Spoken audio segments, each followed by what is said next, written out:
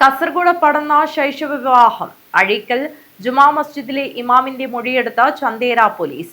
അഴീക്കൽ ജുമാ മസ്ജിദിലെ ഇമാം റഹ്മത്തുള്ള മദനിയുടെ മൊഴിയാണ് ചന്തേര പോലീസ് രേഖപ്പെടുത്തിയത്.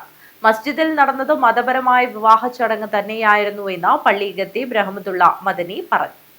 Ward member കൂടിയായ പള്ളി സെക്രട്ടറിയുടെ നേതൃത്വത്തിൽ നടന്ന 16-കാരിയുടെയും 28-കാരന്റെയും വിവാഹം വിവാദമായതോടെ സംഭവം വളച്ചൊടിക്കുവാനുള്ള ശ്രമങ്ങൾ നടക്കുന്നതായ ആക്ഷേപമാണ് ഉയരുന്നത്.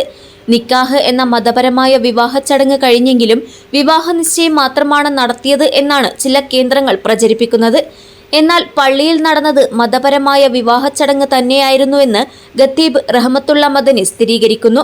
പെൺകുട്ടിയുടെ വയസ്സിനെക്കുറിച്ച് അറിവുണ്ടായിരുന്നില്ല എന്നും അദ്ദേഹം പറഞ്ഞു. അത് വിശദമായിട്ട് മുമ്പ് ആ ചൈൽഡിന് കൊടുത്തതുപോലെ തന്നെ വിശദമായി കാര്യങ്ങൾ അത് നടന്ന കാര്യങ്ങളൊക്കെ വിശദീകരിച്ച് കൊടുത്തിട്ടുണ്ട്.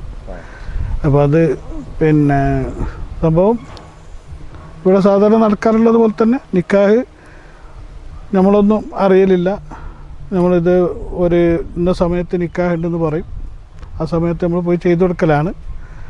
അപ്പോൾ ആ വിഷയത്തിൽ ഇതും അങ്ങനെ തന്നെ നടന്നിട്ടുള്ളത്. അപ്പോൾ അതിൻ്റെ പെണ്ണിൻ്റെ പ്രായമോ കാര്യങ്ങളോ മറ്റോ ഒന്നും നമ്മൾ അറിയലുമില്ല, നമ്മളത് വരെ അറിയിക്കലുമില്ല. ഇത് കഴിഞ്ഞതിന് ശേഷമാണ് ഇതൊക്കെ അറിയുന്നത്.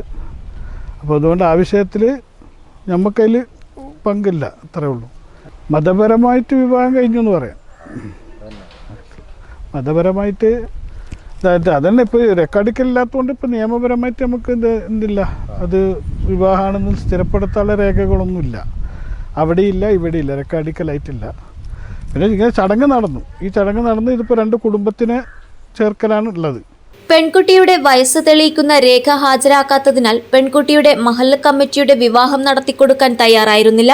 ഇതേ തുടർന്നാണ് എടച്ചാക്കൈ അഴീക്കൽ ജുമാ മസ്ജിദിൽ നിക്കാഹ് നടത്തിയത്.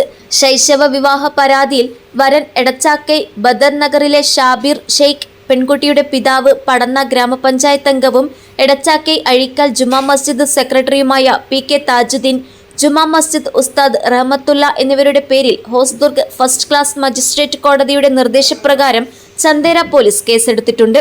അന്വേഷണത്തിന്റെ ഭാഗമായി പോലീസ് പള്ളിയിലെത്തി ഖത്തീബിന്റെ മൊഴി രേഖപ്പെടുത്തി. അതിനിടെ ശൈശവ വിവാഹത്തിൽ പരസ്യ പ്രതിഷേധവുമായി DYFI, മഹിളാ അസോസിയേഷൻ തുടങ്ങിയ സംഘടനകളും രംഗത്തെത്തി. News bureau, Kasaragod.